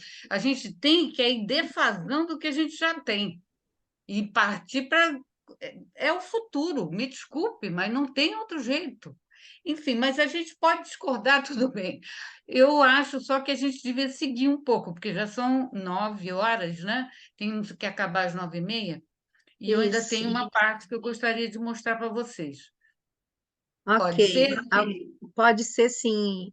Você é quem está responsável hoje por trazer a fala para a gente, então fique à vontade, pode Tá, seguir. tá vendo o E que eu se, acho aqui e agora. se tem alguém ainda que não sei, né, que tenha um outro tipo de preocupação ou de pergunta, Eu acho que é ainda. isso aqui que eu estava. Eu estava Ok, entrando nos objetivos do desenvolvimento do milênio, que é transformando o nosso mundo, a Agenda 2030, para o desenvolvimento sustentável. Eu acho que todos já ouviram falar disso, né? E eu achei que seria interessante tentar explicar como é que começou esse negócio de ODS, né? Ele começou com os Objetivos de Desenvolvimento do Milênio, não sei se vocês lembram disso. Talvez quem não trabalha assim muito com governo, com coisas sociais, não se lembre disso. Mas foi assim, em setembro de 2000, os países se encontraram na sede da ONU, né, e aprovaram essa Declaração do Milênio, que era um compromisso para trabalharem juntos na construção de um mundo mais seguro, mais próximo e mais justo. Só que eles só tinham 8 metas, tá? E eram metas basicamente sociais. E os esforços para alcançar essas metas, na verdade, foram considerados muito bem-sucedidos entre 2000 e 2013, porque foram 13 anos das ODMs. As taxas de mortalidade infantil caíram mais de 30%, com cerca de 3 milhões de crianças que foram salvas, né, em comparação com 2000. As mortes por malária caíram um quarto, e esse progresso, desculpa, foi impulsionado por uma combinação de crescimento econômico melhor, melhores políticas e o compromisso global dos ODMs. Foi um período de tempo, eu acho, entre 2000 e 2013, mais favorável do que esse que nós estamos vivendo, porque teve mais crescimento, os países estavam mais estáveis, inclusive o Brasil, e não tinha guerra da Ucrânia, etc. e tal, mas a coisa funcionou. Então, tem aqui um quadrinho do IPEA, que eu achei interessante, que diz como é que foi que eles conseguiram, né? Com esses gráficos dá para visualizar um pouquinho melhor. Desde 90, o número de pessoas que vivem em extrema pobreza diminuiu mais da metade, a proporção de pessoas subnutridas caiu quase pela metade. São coisas muito boas, né? A taxa de mortalidade de menores de 5 anos diminuiu mais da metade, e a mortalidade materna por 45% no mundo. Enfim, foram resultados bem otimistas. Bom, em 2013 foi publicado um relatório dos resultados desses ODMs, chamado Uma Nova Parceria Global para erradicar a pobreza e transformar economias através do desenvolvimento sustentável. Não sei se vocês estão vendo o topo do slide, eu não estou. Agora, quais foram esse relatório dos resultados identificou falhas e problemas que precisavam ser superados para uma nova agenda até 2030. O número 1 era que a gente precisa erradicar a extrema pobreza da face da Terra. Ponto final. E os ODMs não incluíram a importância para o desenvolvimento da boa governança, instituições que garantam o Estado de Direito, a liberdade de expressão e a transparência de um governo responsável, nem a necessidade de um crescimento inclusivo para fornecer empregos. O mais grave foi que os ODMs ficaram aquém por não integrarem os aspectos econômicos, sociais e ambientais do desenvolvimento sustentável, tal como previsto na Declaração do Milênio, e não abordaram a necessidade de promover padrões sustentáveis de consumo e produção. Então, eles nunca reuniram adequadamente meio ambiente e desenvolvimento. As pessoas estavam trabalhando duro, mas muitas vezes separadamente em problemas interligados. Então, eles acharam, a conclusão foi que a gente tinha que ir além dessas ODMs. Eu acho que eu coloquei esse slide para vocês entenderem bem a diferença entre você seguir simplesmente metas sociais e você tentar atingir o desenvolvimento sustentável. Porque as coisas estão interligadas, porque a economia, a forma com que o desenvolvimento se faz, né, está equivocada. Se a gente não mudar isso fundamentalmente, quer dizer, na sua essência, a gente não vai. A gente vai ficar tapando o sol. Nesses 13 anos das ODMs funcionou melhor, mas a gente vai continuar com isso. Se não tiver instituições que garantam a estabilidade, se a gente não tiver essa integração dos problemas, certo? Institucionalmente também. E tentar haver uma conscientização de todo mundo quanto a consumo e produção. Não pode continuar que nem os americanos, que consomem uma quantidade estapafúrdia de coisas. Toda vez que eu vou lá, eu fico meio indignada, porque é uma quantidade, uma variedade, uma abundância. Para que tudo isso, né? Para que tudo isso? Tem sentido, mas é isso e esse tipo de coisa não dá para, né? É só lá. E é isso que a gente precisa entender quando as pessoas pensam, desenvolver é que nem lá. Não, não é. É lá que nós não queremos ir, certo? A gente quer uma coisa melhor. Enfim, então, a Agenda 2030 teve 17 objetivos, 169 metas, e no Brasil 241 indicadores, que eu estava ajudando a juntar lá no IBGE. Mas foi difícil durante o governo Bolsonaro. Agora eu espero que a gente retome.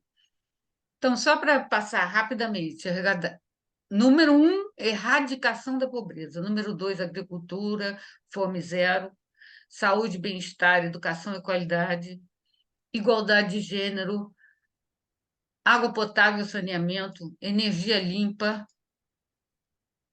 e acessível, trabalho decente e crescimento econômico. Tem que haver crescimento. Indústria, não sei o que é infraestrutura, não estou vendo que está. Tem uma coisa aqui em cima, peraí. É indústria, inovação e Inovação e estrutura. Redução das desigualdades, cidades e comunidades sustentáveis, consumo e produção responsáveis, ação contra a mudança global do clima, vida na água, vida terrestre. Vida na água é aquele negócio, inclui tudo. Os oceanos, porque a água potável é outra meta. É outro objetivo, desculpe. Vida terrestre, que aí inclui a biodiversidade, paz, justiça e instituições eficazes, e parcerias e meios de implementação. Bom, eu vou falar um pouco sobre desenvolvimento sustentável e cristianismo,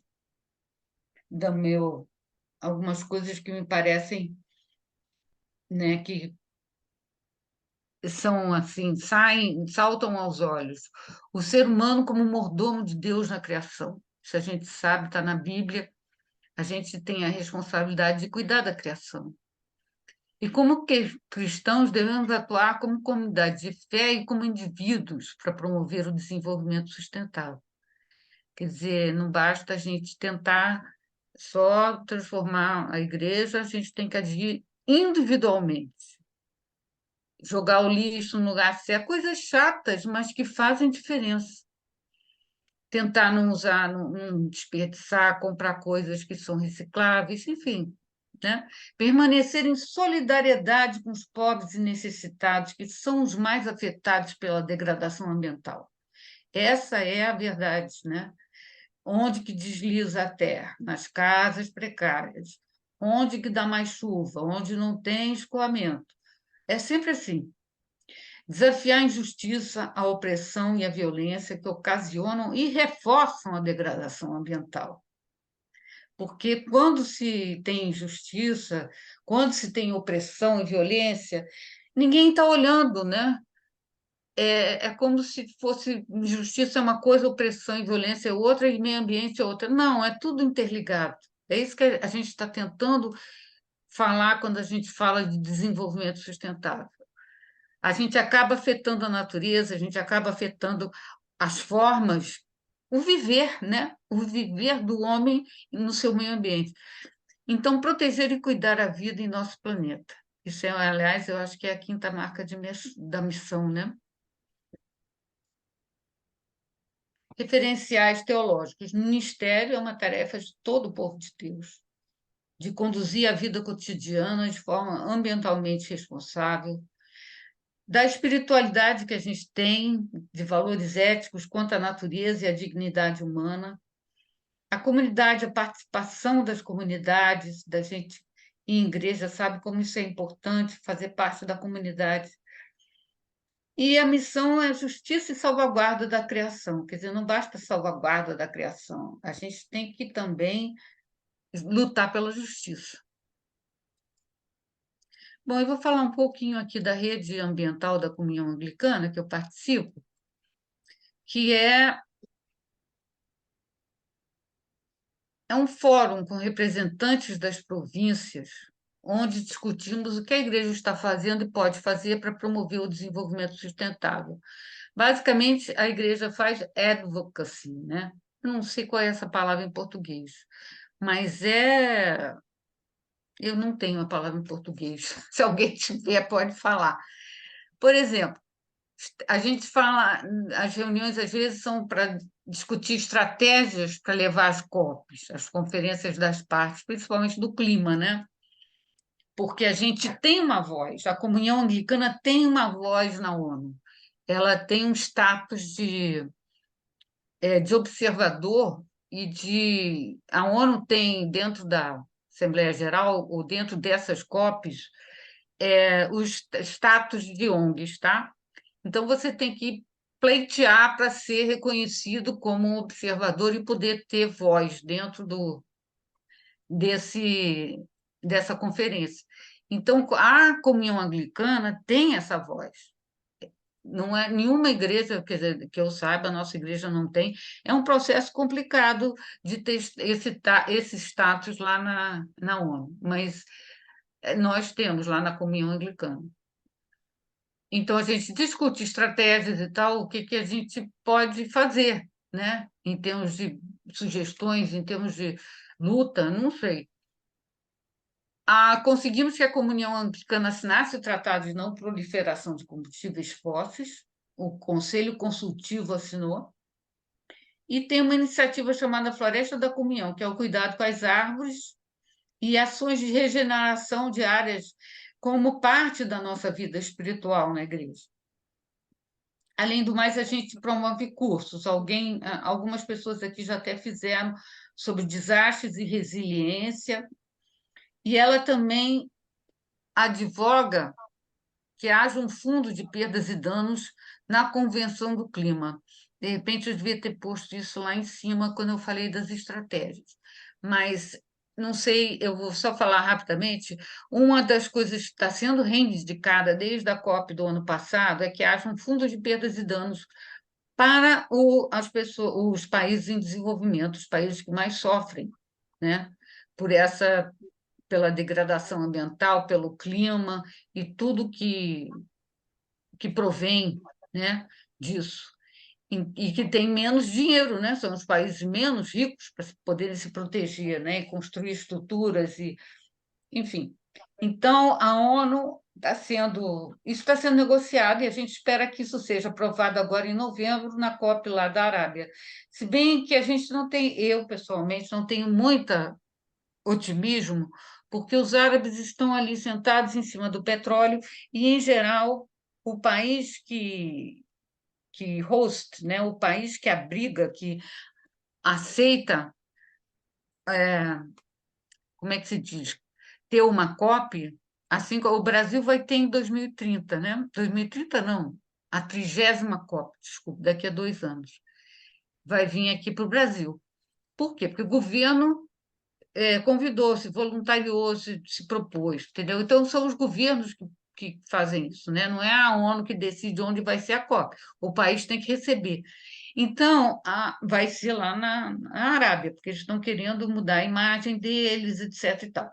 Não sei se muita coisa vai conseguir ser aprovada nesse meio, inclusive porque o presidente da COP é o presidente da Companhia Petrolífera da Arábia Saudita. Então, eu não vejo muito, não estou muito otimista, mas o fundo de perdas e danos pode ser aprovado, porque não está diretamente, não tem nada dizendo que você não, né? Essa questão de banir os, o petróleo e o gás não vai ser conseguido lá, sem dúvida. Mas talvez o fundo de perdas de danos, sim. E esse tem aqui uma coisa que eu também agora não estou conseguindo ver, mas é a iniciativa de Fé para a Terra, da ONU Meio Ambiente, que você estava me perguntando, alguém, não lembro o nome, que é Faith for Earth, que chama. E essa iniciativa que eles têm trazido pessoas da ONU para falar para a gente sobre, por exemplo, teve um que falou sobre o fundo de perdas de dano, teve outro que veio falar do financiamento para o clima, né? Porque isso é outra coisa que está sendo discutida, meios de financiamento para justamente para perdas e danos e também para compensar esses 100 bilhões que, pelo jeito, não vêm, né? Então, esse é outro tema muito importante. Tá, isso aqui eu acho que a gente encerrou. E eu gostaria de fazer uma oração aqui de encerramento. Tem alguma pergunta agora desse pedacinho aqui? Hein? A Maria Luísa quer perguntar alguma coisa, né? Você não pode, né? Espera aí, eu tenho que. Pronto, agora já aprendi. Não, não, desculpa, eu toquei sem querer ali. Desculpa. Muito obrigada. Tá bom, então, para a gente encerrar, depois, se alguém Bom, tiver. boa noite. Eu sou Cícera, eu sou aqui da Missão São Francisco, aqui em Petrolina, Pernambuco, e eu entrei já um pouco atrasada, e eu gostaria só de fazer só um pequeno questionamento, né, sobre essa questão da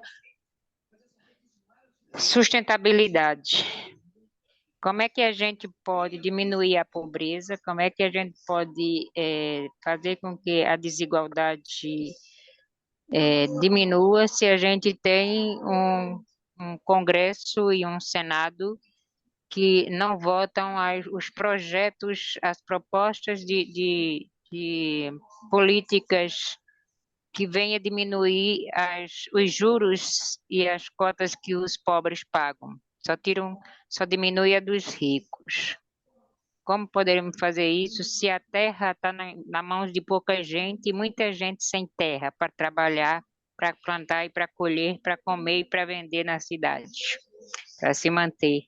Então, são alguns questionamentos nessa questão da sustentabilidade, que não depende só de nós, os cristãos e cristãs, mas depende de uma grande caminhada, de uma grande mobilização, para que a gente possa mostrar para os grandes que só pensam no lucro, na riqueza, que destrói a natureza pensando nisso, mas só pela questão da riqueza, como a gente poder fazer para que a gente possa mudar essa realidade que a gente vive. Muito obrigada. Boa pergunta, viu, Cícera, né? Isso é uma das coisas que eu sempre me perguntei a vida inteira. E eu achei, quando eu entrei na área ambiental, eu ficava pensando, agora vai afetar todo mundo, inclusive os ricos. E é o que está acontecendo com o clima, né? Eles, olha lá na Europa como é que eles estão, né? É calor que não acaba mais, é frio que não acaba mais, eles estão tendo tempestades, não sei o quê, igual, até pior. A gente que trabalha com isso há muitos anos, a gente achava que as coisas iam começar lá no Pacífico, porque as ilhas baixinhas do Pacífico iam ser inundadas, né, pelo desgelo das calotas, antes de realmente o clima começar a mudar. Mas, de fato, o clima está mudando tanto e as ilhas ainda estão ali por enquanto. Então, eu pensei, caramba, porque eu sempre achei assim, Se todo mundo está no mesmo barco, eles vão ter que mudar, né? Porque vai afetar eles também. Isso vale para político também, né? É por isso que o desenvolvimento sustentável passa pela política, passa por instituições, que nem eu estou falando aqui nessa apresentação, né? Já falei diversas vezes. Não é uma coisa fácil, não, mas a gente tem uma coisa do nosso lado, que é esse planeta de todo mundo. E vocês vão sofrer igual a gente aqui, né? E nós que não provocamos isso, a gente tem um argumento de que, e aceito, pelo menos por enquanto, na ONU, de que são responsabilidades diferenciadas, que a gente não tem que dar dinheiro para ninguém, eles é que têm que dar dinheiro para a gente, certo? Agora, se a gente não tiver as instituições certas aqui para distribuir esse dinheiro, para fazer com esse dinheiro uma coisa que realmente mude, também não adianta. Então, por isso que a gente diz que tem que fazer tudo ao mesmo tempo, tem que ser uma coisa interligada, que está tudo interligado, que não adianta se você não tem instituições, se você não tem um processo político, porque o dinheiro vai para o bolso de alguém, ou vai para, como a senhora mesmo falou aí. Então, é uma coisa bastante complexa, não tenha dúvida, e é uma coisa que a gente às vezes acha utopia, mas por isso que eu acho que a espiritualidade é tão importante, né? Porque quando a gente tem esses valores que vêm né, que vêm da espiritualidade, que vêm da fé, que vêm de Cristo, né, que nos urge a pensar no próximo e a pensar em Deus antes de todo mundo, antes de nós mesmos, a gente vê que isso faz parte, né? Porque quando você pensa em Deus, você está pensando na criação.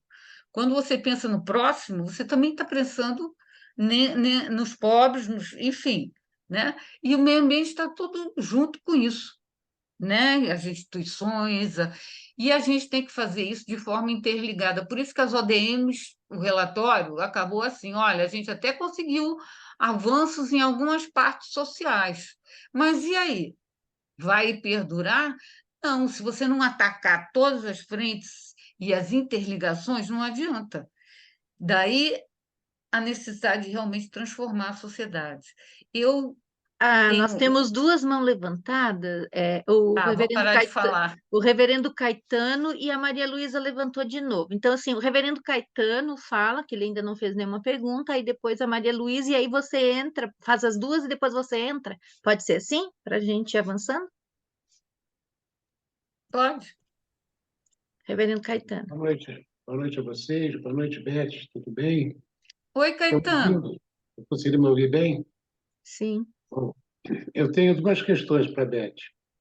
Uma, a questão da vida nos oceanos, a poluição dos oceanos, e a outra está ligada a isso, a questão da água potável e do plástico. É. O controle da água potável pelas multinacionais. Eu estou morando aqui no sul de Minas e aqui, quando eu era criança, você tinha água mineral em Poços de Caldas, em São Lourenço, em Caxambu, água de Lindóia. Eu andei comprando as garrafas de água mineral aqui da região. A única que ainda faz de vidro é a São Lourenço. Mas me admira ver no rótulo da São Lourenço, da Caxambu, mesmo lá em Poços de Caldas, a companhia que explora, que controla a fonte, agora não é mais uma empresa brasileira, é a Nestlé. A Nestlé está ocupando todas as reservas de água dos nossos aquíferos, especialmente do aquífero Guarani, que está aqui embaixo. E você, uma vez, a gente conversando bastante na nossa luta, você me falou da questão da garrafa PET e do plástico não biodegradável, como no oceano e todo esse lixo que acaba de cair no oceano. Fala um pouquinho sobre isso. Eu sei que o tempo é pequeno, esse assunto daria um encontro. Mas obrigado. O meio ambiente é muito vasto. Mas obrigado pela tua companhia e pela tua dedicação. Deus te abençoe, Beth. Obrigada. Quem mais quer, Maria Luísa? Ela não sei se a mão ficou levantada ou se ela levantou. Maria Luísa?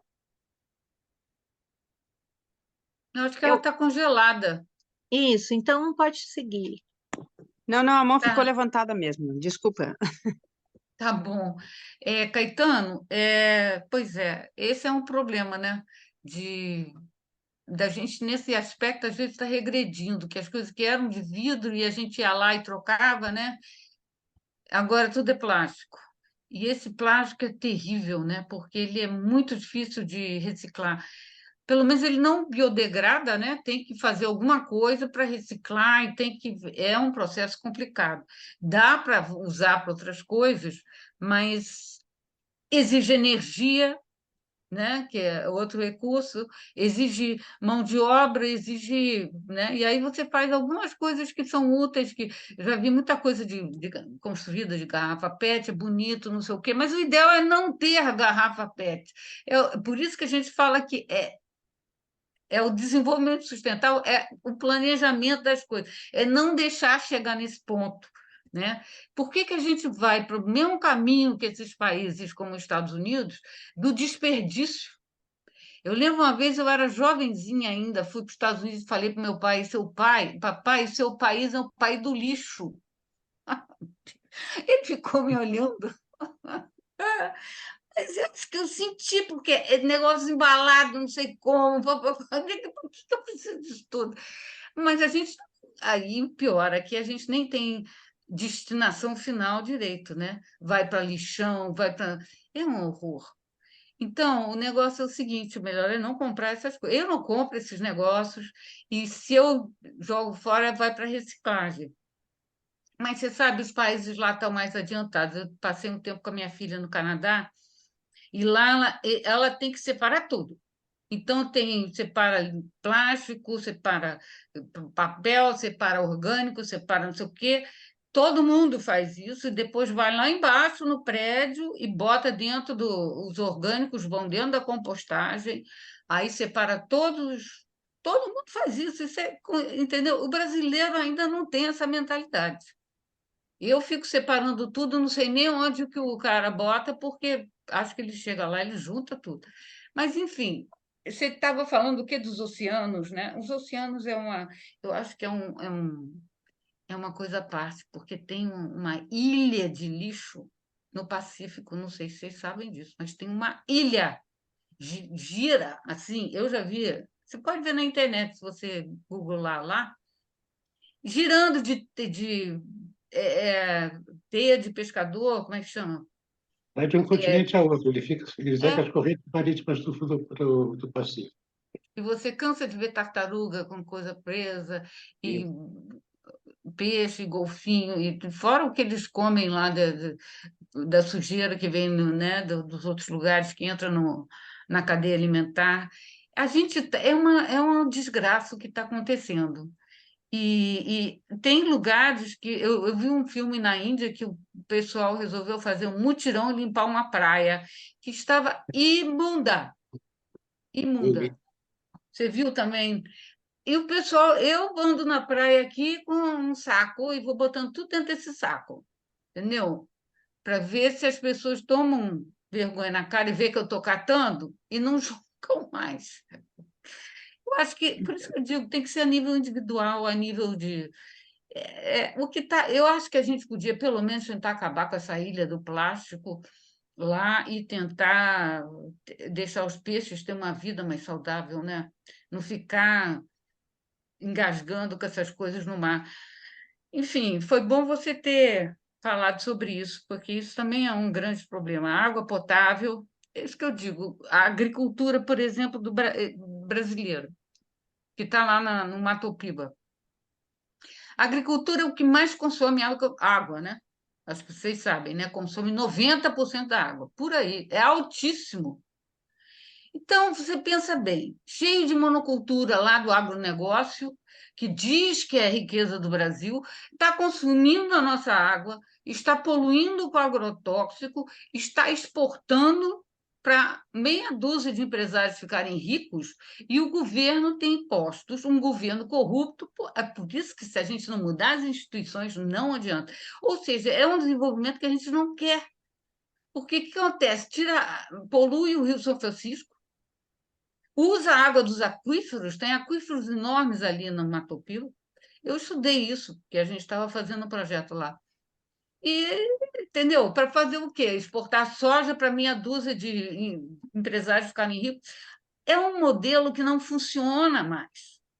E é isso que, às vezes, eu acho as pessoas do governo, as pessoas do governo mesmo, não entendem. Não adianta vir com esse agro é tudo, agro é pop. A agro está acabando com as coisas. Né? Eu detesto esse agro pop. Enfim, eu acho que está todo mundo aqui concordando comigo. Né? Posso dar só um gancho É para você? isso. Só um gancho para ela. Na Netflix tem passado vários documentários É, fazendo denúncias sobre as situações dentro dos Estados Unidos, que às vezes é o país de modelo que, para mim, está a cabeça brasileira.